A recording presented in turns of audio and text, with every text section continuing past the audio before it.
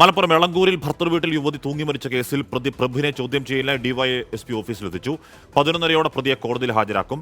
ആത്മഹത്യാ പ്രേരണാകുറ്റം ഉൾപ്പെടെയുള്ള വകുപ്പുകളാണ് ഭർത്താവ് പ്രഭിനെതിരെ ചുമത്തിയിരിക്കുന്നത്. പ്രഭിൻ വിഷ്ണുജയെ നിരന്തരമായി ഉപദ്രവിച്ചെന്നും മൊബൈൽ ഫോണിലെ തെളിവുകൾ ഉൾപ്പെടെ നശിപ്പിച്ചെന്നും സുഹൃത്ത് 24-നോട് പറഞ്ഞു. ഞാൻ ജോലിയായിട്ട് ഇയാൾക്കെതിരെ എൻ്റെ ഫോണിലുള്ള എല്ലാ തെളിവും ഞാൻ ഇതാക്കും. കാരണം അയാൾ കുറേ ആരോപണങ്ങൾ പറഞ്ഞു അവൾ ഉപേക്ഷിച്ചിട്ട് പോകുമെന്ന് പറയുമ്പോൾ നിനക്ക് മറ്റു പലരോട് ബന്ധമുണ്ടെന്നുള്ള രീതിയിൽ ഞാൻ പറയും. ഞാനത് പറഞ്ഞുണ്ടാക്കും. നിന്നെ സമാധാനത്തോടെ ജീവിക്കാൻ ഞാൻ അനുവദിക്കില്ല. ഈ രീതിയിൽ നിൻ്റെ ഫാമിലിയെ ഞാൻ നാണം കെടുത്തു. ഈ രീതിയിൽ അവൾ ഒരുപാട് ബ്ലാക്ക്മെയിൽ ചെയ്തിട്ടുണ്ട്. അവളിതിനു മുമ്പ് കഴുത്തിന് ഏറി പിടിച്ചിട്ടുണ്ട്. അതേപോലെ അവളെ ഫോഴ്സ് ചെയ്ത് സെക്സ് ചെയ്യാൻ വേണ്ടിയിട്ടൊക്കെ ആണെങ്കിലും ഭയങ്കരമായിട്ട് ഫോഴ്സ് ചെയ്യും. അവളായിട്ട് ഇത് ചെയ്തതിന് ശേഷം ശാരീരിക ബന്ധത്തിൽ ഏർപ്പെട്ടതിന് ശേഷം അയാൾ പിന്നെ നിന്നെ മറ്റു പലരും ഈ രീതിയിൽ പിടിച്ചില്ലേ, നിന്നെ അവിടെ പിടിച്ചില്ലേ, ഇവിടെ അവരൊക്കെ പിടിക്കാറില്ല, ആ രീതിയിലൊക്കെ അവൾ ഭയങ്കരമായിട്ട് മാനസികമായിട്ട് ഭയങ്കരമായിട്ട് ബുദ്ധിമുട്ടായിരുന്നു. വെറുതെ അതിനകത്ത് പറയാം, അവളൊരിക്കലും അങ്ങനെ ഒരു പെൺകുട്ടിയല്ലായിരുന്നു. അയാൾ വെറുതെ അയാൾക്ക് അവളെ ശരീരം മാത്രം മതി, അയാളൊന്ന് സംസാരിക്കുമോ, അവർ മിണ്ട് പോലുമില്ല. അവളെ ഫോണിൽ അവൾ കുറേ കാര്യങ്ങൾ തെളിവായിട്ട് എടുത്തു വെച്ചിട്ടുണ്ടായിരുന്നു. അത് അയാൾ കളയുക ചെയ്തത് ഫോണിൽ നിന്ന്. ഇടയ്ക്കിടയ്ക്ക് അവളെ ഫോണ് റീസ്റ്റാർട്ട് അങ്ങനെ എന്തോ ചെയ്തിട്ട് അത് കളയുമായിരുന്നു. സമീർ ബിൻ കരീമാണ് വാർത്തയുടെ വിവരങ്ങൾ. സമീർ, ഈ പ്രതികരണങ്ങൾ, ഈ പ്രഭിൻ എന്ന് പറയുന്ന ആൾ അങ്ങേയറ്റം ക്രൂരനാണ്, അങ്ങേയറ്റം ടോക്സിക്കായ ഒരാളാണ്, അങ്ങേയറ്റം ദയാരാഹിത്യമുള്ളൊരു മനുഷ്യനാണ് എന്ന് വ്യക്തമാക്കുന്നുണ്ട്. ഈ ഫോണിലുണ്ടായിരുന്ന ഈ പ്രഭിനെതിരെയുള്ള തെളിവ് എന്ന് പറയുന്ന ചില സംഗതികൾ ഇയാൾ തിരിച്ചറിഞ്ഞ് അത് നശിപ്പിച്ചു എന്ന് പറയുമ്പോൾ കുടുംബം ആരോപിക്കുന്ന ആത്മഹത്യയാണോ കൊലപാതകമാണോ എന്ന സംശയത്തിന് കൂടുതൽ പ്രസക്തി വരുന്നുണ്ട്. സമീർ. ഹഷ്മി, തീർച്ചയായും അങ്ങനെ തന്നെയാണ്. കഴിഞ്ഞ ദിവസം കുടുംബമെല്ലാം തന്നെ ആരോപണങ്ങൾ ഉന്നയിച്ചിരുന്നു. ഇതിന് ബലം പകരുന്നതാണ് നിലവിൽ ഇവരുടെ മരിച്ച വിഷ്ണുജിയുടെ സുഹൃത്തിൻ്റെ വെളിപ്പെടുത്തൽ എന്നുള്ളതാണ് ഏറെ ശ്രദ്ധേയമായിട്ടുള്ള കാര്യം.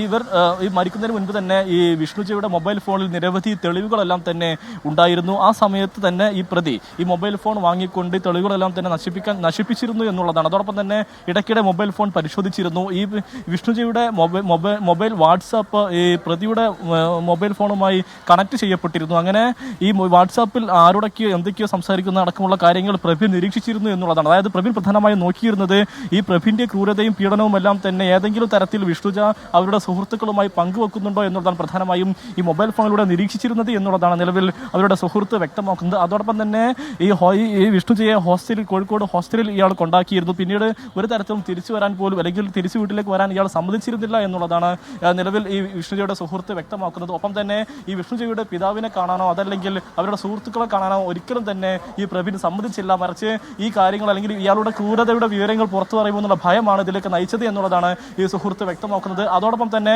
ഈ നമ്മോട് സംസാരിച്ച ഈ സുഹൃത്താണ് വിഷ്ണുജിയുടെ ഭർത്തൃ വീട്ടിലേക്ക് പോകുന്നത്. ആ സമയത്ത് ഒരു ഉച്ച സമയമായിരുന്നു. രാവിലെ ഈ ഭർത്താവിന്റെ മർദ്ദനമേറ്റ് ഉച്ചവരെ വിഷ്ണുജ എന്ന് പറയുന്ന യുവതി കിടന്ന് കരയുന്നതായിരുന്നു ആ സമയത്ത് കാണാൻ കഴിഞ്ഞിരുന്നത് എന്നുള്ളതാണ് ഈ സുഹൃത്ത് വ്യക്തമാക്കുന്നത്. ഇവരുടെ കഴുത്തിലടക്കം ഇയാൾ കയറി പിടിച്ച് അതിക്രൂരമായ പീഡനത്തിന് ഇരയാക്കിയെന്നും ഈ സുഹൃത്ത് വെളിപ്പെടുത്തുന്നു. ഒപ്പം തന്നെ ഈ അമ്മയുടെ മുൻപിൽ വെച്ച് ഒരു ഘട്ടത്തിൽ ഈ വിഷ്ണുജിയെ ഇയാൾ മർദ്ദിച്ചു. അപ്പോൾ താൻ പരാതി നൽകുമെന്ന് പറഞ്ഞപ്പോൾ ഈ വിഷ്ണുജിയുടെ ഈ ഭർത്താവിൻ്റെ അമ്മ പറഞ്ഞത് പരാതിയുമായി മുന്നോട്ട് പോവുകയാണെങ്കിൽ തൻ്റെ കൂടെ ഞങ്ങൾ നിൽക്കില്ല എന്നുള്ളതായിരുന്നു പ്രതികരണം.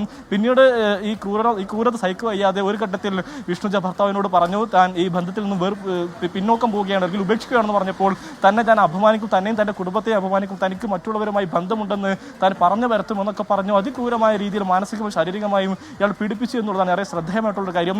കഴിഞ്ഞ വ്യാഴാഴ്ചയാണ് ഈ പ്രഭിൻ്റെ വീട്ടിലെ കിടപ്പ് മുറിയിൽ വിഷ്ണുജിയെ തൂങ്ങി മരിച്ച നിലയിൽ കാണുന്നത്. അതിന് പിന്നാലെയാണ് ഈ കുടുംബം ആരോപണമായി രംഗത്തുനിന്ന് കുടുംബം പറയുന്നത് പ്രധാനമായും ഈ പെൺകുട്ടിക്ക് സൗന്ദര്യം കുറവാണെന്ന് പറഞ്ഞ് ഇയാൾ പീഡിപ്പിച്ചു, ഈ പെൺകുട്ടിക്ക് ജോലിയില്ല എന്ന് പറഞ്ഞ് പ്രയാസപ്പെടുത്തി, നൽകിയ സ്ത്രീധനത്തിന്റെ അളവ് കുറവാണെന്ന് പറഞ്ഞ് പ്രയാസപ്പെടുത്തി അടക്കമുള്ള കാര്യങ്ങളാണ് കുടുംബം ആരോപിച്ചിരുന്നത്. ഹഷ്മി.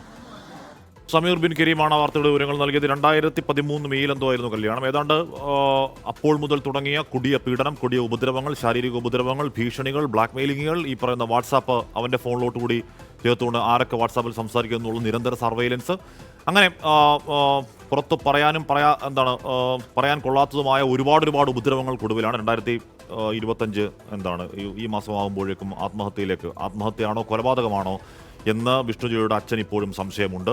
ആ സംശയം ഇതൊക്കെ കേൾക്കുമ്പോൾ പ്രസക്തമാണെന്ന് തോന്നുകയും ചെയ്യും. തിരികെ എത്താം ഇടവേളയ്ക്ക് ശേഷം.